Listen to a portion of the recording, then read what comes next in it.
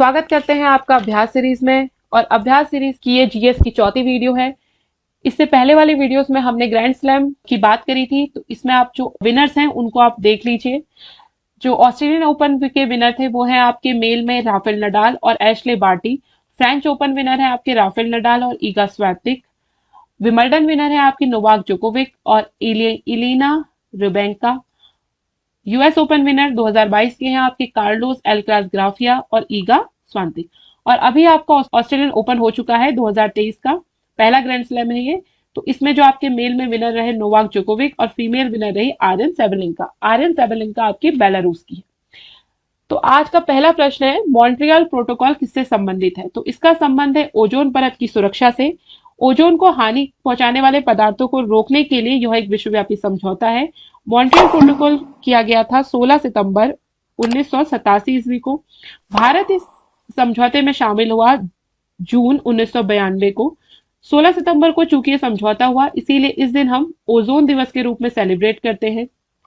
पिछले साल की ओजोन 2022 की थीम थी Montreal protocol at the rate 35, पृथ्वी पर जीवन की रक्षा करने के लिए वैश्विक सहयोग।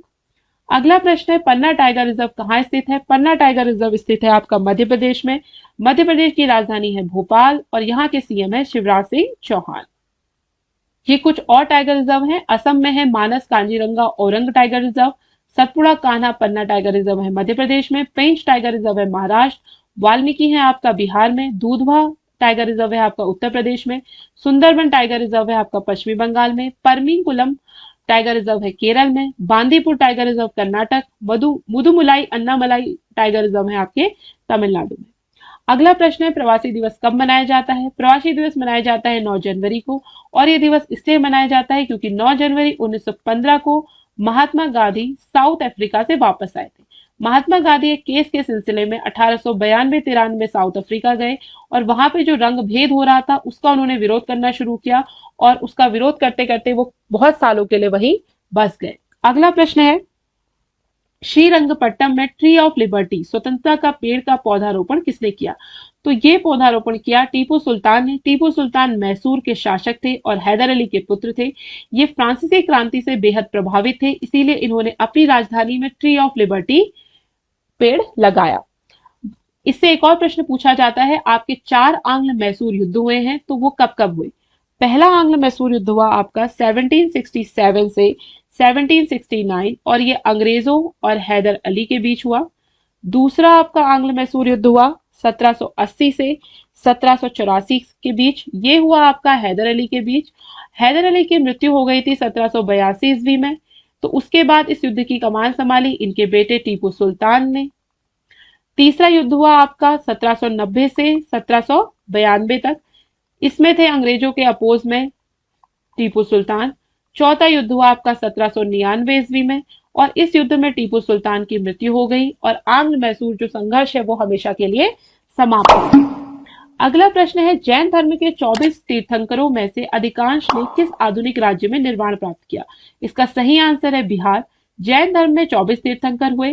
जैन धर्म के संस्थापक थे ऋषभनाथ,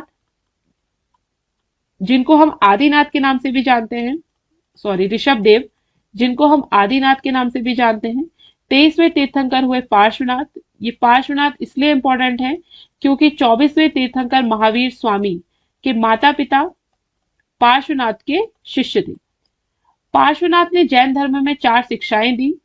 पहली है आपकी अहिंसा, सत्य, अपरिग्रह, अस्तेय और 5वीं शिक्षा महावीर स्वामी जी ने जोड़ी, ब्रह्मचर्य। जैन धर्म में त्रिरत्न भी हैं जो हैं आपके सम्यक दर्शन, सम्यक ज्ञान और सम्यक आचरण। महावीर स्वामी के माता का नाम था त्रिशला और इनके पिता का नाम था सिद्धार्थ। अगला प्रश्न है, चीनी यात्री फाहियान किसके समय भारत आए? तो चीनी यात्री फाहियान चंद्रगुप्त द्वितीय के समय भारत आए। चंद्रगुप्त द्वितीय को हम विक्रमादित्य के नाम से भी जानते हैं। गुप्त साम्राज्य की स्थापना हुई थी श्रीगुप्त द्वारा और इसके वास्तविक संस्थापक हैं चंद्रगुप्त प्रथम। चंद्रगुप्त प्रथम, चंद्रगुप्त द्वितीय, समुद्रगुप्त, स्कंदगुप्त, ये सभी गुप्त वंश के ही शासक हैं। समुद्रगुप्त को भारत का नेपोलियन भी कहा जाता है। अगला प्रश्न है, गौतम बुद्ध के निर्वाण को कौन सा चिन्ह दर्शाता है? तो इसका सही आंसर है पद चिन्ह। सॉरी, ये सारे ही ऑप्शन गलत हैं, तो इसका सही आंसर है पद चिन्ह। कमल दर्शाता है उनके जन्म को, घोड़ा दर्शाता है उनके गृह त्याग को, और ज्ञान दर्शाता है पीपल का वृक्ष, पीपल या बोधि वृक्ष, और महापरिनिर्वाण या उनकी मृत्यु वो दर्शाता है स्तूप। अगला प्रश्न है, संविधान में संशोधन किस अनुच्छेद के तहत किया जाता है? सही आंसर है आर्टिकल 368। तो आर्टिकल 368 के द्वारा हम संसद द्वारा निर्धारित प्रक्रिया के अनुसार संविधान के किसी भी प्रावधान को जोड़, संशोधित या निरस्त कर सकते हैं, परंतु संविधान के मूल में किसी भी प्रकार का परिवर्तन नहीं कर सकते। अगला प्रश्न है, भारत में वनों का मुख्य प्रकार कौन सा है? सही आंसर है उष्णकटिबंधीय नम पर्णपाती वन। तो इस प्रकार के जो वन होते हैं वो ग्रीष्म ऋतु और वसंत ऋतु की शुरुआत में अपनी पत्तियों को अपने से अलग कर देते हैं, यानी पतझड़ प्रदर्शित करते हैं, और इस प्रकार के वनों के लिए 100 से 200 सेंटीमीटर वर्षा का होना आवश्यक है। इस प्रकार के वनों में सागवान, टीक, साल, शीशम, चंदन, अर्जुन और शहतूत जैसे वृक्ष आते हैं। अगला प्रश्न है, यदि कोई विधेयक संसद के एक सदन में पास हो जाए लेकिन दूसरे में लंबित हो तो संसद के दोनों सदनों की संयुक्त बैठक कितने समय के लिए बुलाई जा सकती है? तो ये बुलाई जा सकती है 6 समय के बाद। संयुक्त अधिवेशन को केवल राष्ट्रपति ही बुला सकते हैं, और इस अधिवेशन की अध्यक्षता करेंगे लोकसभा अध्यक्ष। वर्तमान में लोकसभा अध्यक्ष हैं ओम बिरला। पहले लोकसभा अध्यक्ष थे जीवी मावलंकर, और पहली महिला लोकसभा अध्यक्ष हुई हैं आपकी मीरा कुमार। अगला प्रश्न है, बोडो भाषा के बारे में निम्नलिखित कथनों पर ध्यान दें। पहला है, यह असम की आधिकारिक भाषा है, यह भारतीय संविधान की 8वीं अनुसूची की 22 भाषाओं में से एक है, यह देवनागरी लिपि में लिखी जाती है। तो ये तीनों ही बातें बिल्कुल सही हैं, तो इसका सही आंसर है ऑप्शन डी। 8वीं अनुसूची में असम भाषा के अलावा अन्य भाषाएं भी आती है, जैसे बंगाली, गुजराती, हिंदी, कन्नड़, कश्मीरी, कोनांकी, मलयालम, मणिपुरी, मराठी, नेपाली, ओरिया, पंजाबी, संस्कृत, सिंधी, तमिल, तेलुगु, उर्दू, बोडो, संथाली, मैथिली और डोगरी। ये सारी भाषाएं मिलाकर 8वीं अनुसूची में टोटल 22 भाषाएं। अगला प्रश्न है, सुप्रीम कोर्ट और हाई कोर्ट के न्यायाधीशों की सेवानिवृत्ति की आयु क्रमशः क्या है? तो सुप्रीम कोर्ट के न्यायाधीश की रिटायरमेंट की एज है 65, और हाई कोर्ट के जो न्यायाधीश है उनकी रिटायरमेंट की एज है 62। अभी जो हमारे चीफ जस्टिस हैं वो हैं शरद अरविंद बोबड़े। सुप्रीम कोर्ट में 33+1 जज हो सकते हैं, 33 अन्य जज और एक आपके चीफ जस्टिस, और ये जो शरद अरविंद बोबड़े हैं ये हमारे 47वें जज हैं। अगला प्रश्न है, जो विषय केंद्र सूची, राज्य सूची और संवर्ती सूची में किसी में भी नहीं है उन पर कानून बनाने का अधिकार किसे है? तो उन पर कानून बना सकती है संसद। केंद्र सूची में जो विषय होते हैं उस पर केंद्र सरकार कानून बनाती है। राज्य सूची में विषय जो होते हैं उन पे राज्य सरकार कानून बनाती है, और संवर्ती सूची में जो विषय होते हैं उन पे राज्य सरकार भी कानून बना सकती है और केंद्र सरकार भी कानून बना सकती है। अगर किसी कानून को लेकर दोनों में विवाद हो तो केंद्र सरकार की मानी जाएगी। अगला प्रश्न है, गोल्डन लंगूर है भारत के पश्चिमी घाटों और पलानी की पहाड़ियों में पाया जाता है। IUCN द्वारा लुप्त प्राय प्रजातियों की सूची में जोड़ा गया है। तो इसका केवल दूसरा ऑप्शन सही है, क्योंकि जो गोल्डन लंगूर है वो असम में पाए जाते हैं। असम का एक रिजर्व फॉरेस्ट है जो इसके लिए बहुत फेमस है, जिसका नाम है काको इजना रिजर्व फॉरेस्ट। अगला प्रश्न है, स्टॉकहोम समझौते का किससे संबंध है? तो इसका संबंध है स्थायी कार्बनिक प्रदूषक से पर्यावरण को सुरक्षित रखना। स्टॉकहोम आपकी स्वीडन में है, और जो ये जो समझौता है ये 17 मई 2004 को प्रभाव में आया। अगला प्रश्न है, दारोजी स्लोथ बालू अभयारण्य किस प्रदेश में है? तो ये आपके कर्नाटक में है। कर्नाटक के बलारी जिले में यह अभयारण्य है। कर्नाटक की राजधानी बेंगलोर, और इसके जो सीएम है वो है बसवराज बोगमई। अगला प्रश्न है, रेड डाटा बुक कौन प्रकाशित करता है? तो रेड डाटा बुक प्रकाशित करती है IUCN। तो इसका सही आंसर है option D, international union for the conservation of nature and nature resources. IUCN का हेडक्वार्टर है स्विट्जरलैंड में। और जो ये रेड डाटा बुक है, इसमें जो भी आपके प्रजातियां हैं जो विलुप्त हो रही हैं या जो विलुप्ति की कगार पर है, दुर्लभ है, उन सबका ये रिकॉर्ड रखती है। अगला प्रश्न है, निम्नलिखित में से किस बी विटामिन का नाम सही सुमेलित नहीं है? तो ये सारे ही सही हैं। B2 का नाम राइबोफ्लेविन है, B3 आपका नियासिन होगा, नी कर लेना इसे, B7 बायोटिन है और B12 आपका साइनोकोबाल्मिन है। इसके अलावा बाकी विटामिन होते हैं, जैसे विटामिन ए, उसका नाम है रेटिनॉल, विटामिन B1 जिसे हम कहते हैं थायमिन, विटामिन सी जिसका नाम है ascorbic acid, vitamin D calciferol, vitamin E tocopherol और विटामिन के फाइटो एडिनिन।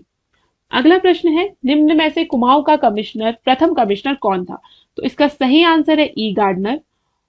उत्तराखंड कुमाऊं और गढ़वाल 2 मंडलों में विभाजित है। कुमाऊं में 6 जिले आते हैं, जिनमें आपका अल्मोड़ा, बागेश्वर, नैनीताल, चंपावत, पिथौरागढ़ और उधम सिंह नगर है। गढ़वाल में 7 जिले आते हैं, जिनमें है आपका चमोली, देहरादून, हरिद्वार, पौड़ी, रुद्रप्रयाग, टिहरी और उत्तरकाशी। इस प्रकार टोटल उत्तराखंड में 13 जिले हैं। अगला प्रश्न है, राजबुंगा किले का निर्माण किस शासक ने करवाया? तो राजबुंगा किले का निर्माण सोमचंद ने कराया और ये किला आपके चंपावत में स्थित है।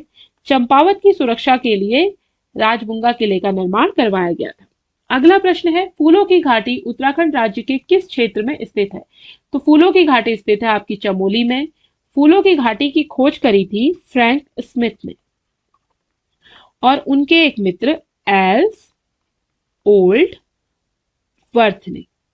फ्रैंक स्मिथ ने इस पर एक बुक भी लिखी जिसका नाम है वैली ऑफ फ्लावर। और फूलों की घाटी में करीब 2000 से लेकर 2500 प्रकार के प्रजाति के पुष्प हैं। और ये जो फूलों की घाटी है, यहां पर एक नदी भी बहती है जिसका नाम है पुष्पावती। और 2005 में इसे विश्व विरासत में शामिल किया गया था। अगला प्रश्न है, राइबोसोम का मुख्य कार्य क्या है? तो इसका सही ऑप्शन है प्रोटीन का संश्लेषण करना। इसीलिए हम राइबोसोम को प्रोटीन की फैक्ट्री भी कहते हैं, प्रोटीन फैक्ट्री। और पावर हाउस कहते हैं हम माइटोकॉन्ड्रिया को। ये सभी सेल ऑर्गेनल्स हैं, सेल के अंदर पाए जाते हैं। और सुसाइड बैग कहते हैं हम लाइसोसोम को। और ट्रैफिक पुलिस के नाम से फेमस है गोल्गी बॉडी या गोल्गी एपरेटस। अगला प्रश्न है, कंबोडिया का अंकोर वाट मंदिर किस हिंदू देवता को समर्पित है? तो कंबोडिया का अंकोर वाट मंदिर समर्पित है विष्णु भगवान को। कंबोडिया की राजधानी है नाम पेनहा। और ये जो अंकोर वाट का मंदिर है, ये विश्व धरोहर में भी शामिल है, यूनेस्को के विश्व धरोहर में शामिल है। ठीक है। अगला प्रश्न है, योजना आयोग की स्थापना कब हुई? तो योजना आयोग की स्थापना हुई 15 मार्च 1950 ईस्वी को और इसे विलय कर दिया गया यानी भंग कर दिया गया 13 अगस्त 2014 को। और इसकी जगह स्थापना हुई नीति आयोग की। नीति आयोग की फुल फॉर्म है national institute for transforming India. और इसके चेयरमैन होते हैं पीएम। तो अभी इसके चेयरमैन है मोदी जी, नरेंद्र मोदी। वाइस चेयरमैन है आपके श्री सुमन बेरी। और इसका फॉर्मेशन हुआ था 1 जनवरी 2015। अगला प्रश्न है, भारत की पहली पंचवर्षीय योजना कब से कब तक रही? इसका सही आंसर है 1951 से 1956 तक। तो जब भारत आजाद हुआ तो भारत को किस प्रकार से विकसित किया जाए, हम क्या क्या करेंगे, इसके लिए गवर्नमेंट ने योजना आयोग की स्थापना करी और योजना आयोग का काम था कि पंचवर्षीय योजनाओं को लॉन्च करना। तो हर 5 साल में हम क्या करेंगे उसकी योजना बनाई जाती थी। इस योजना का नाम था हैरोल्ड डोमर मॉडल और इस योजना में आर्थिक विकास पर जोर दिया गया। अगला प्रश्न है वार्ली स्मैश सर्विस शब्द किस खेल से संबंधित है? तो इनका संबंध है लॉन्ग टेनिस से। कुछ लॉन्ग टेनिस के प्लेयर हैं जिनके नाम आप याद रखेंगे, जैसे कि लिएंडर पेस, ये सभी भारतीय खिलाड़ी हैं। सानिया मिर्जा आप जानते ही होंगे इन्हें। फिर है रोहन बोपन्ना, इनका नाम भी सुना होगा। और फिर है आपके महेश भूपति,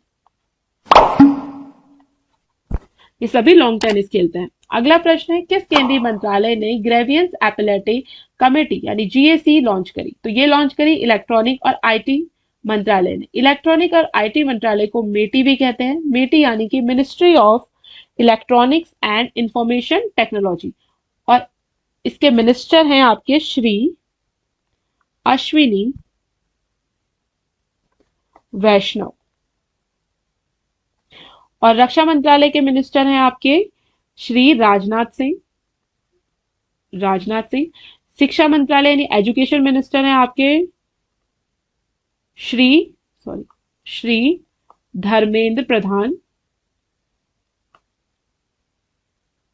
और विदेश मंत्रालय यानी कि एक्सटर्नल अफेयर मिनिस्टर है आपके डॉक्टर एस जयशंकर। इनका नाम है पूरा नाम डॉक्टर सुब्रमण्यम जयशंकर। अगला प्रश्न है तरल अवस्था में पाई जाने वाली धातु कौन सी है? इसका सही आंसर है ब्रोमीन। और तरल अवस्था में पाई जाने वाली धातु मेटल है आपकी Hg यानी कि पारा, इंग्लिश में बोलते हैं इसे मरकरी। और हथेली में रखकर जो धातु पिघलने लगती है वो है आपकी गैलियम, क्योंकि इसका मेल्टिंग पॉइंट बहुत कम होता है। अगला प्रश्न है निम्नलिखित में से उत्तराखंड राज्य की दूसरी राजभाषा कौन सी है? उत्तराखंड राज्य की दूसरी राजभाषा है संस्कृत। पहली राजभाषा है उत्तराखंड की हिंदी। उत्तराखंड के अभी सीएम है पुष्कर सिंह धामी। और उत्तराखंड की जो राजधानी है, अभी अस्थायी राजधानी है, वो है देहरादून और प्रस्तावित राजधानी है गैरसैंण। अगला प्रश्न है उत्तराखंड में नाहन पर्वत श्रृंखलाएं स्थित हैं। तो नाहन पर्वत श्रृंखलाएं हैं हल्द्वानी के पास। हल्द्वानी को कुमाऊं का द्वार भी कहते हैं। आशा करती हूँ आपको ये वीडियो पसंद आई होगी। ऐसी ही बेहतरीन वीडियो देखने के लिए हमारे साथ जुड़े रहिए। फिर मिलेंगे अगली वीडियो में। Thanks for watching. तब तक के लिए कीप लर्निंग।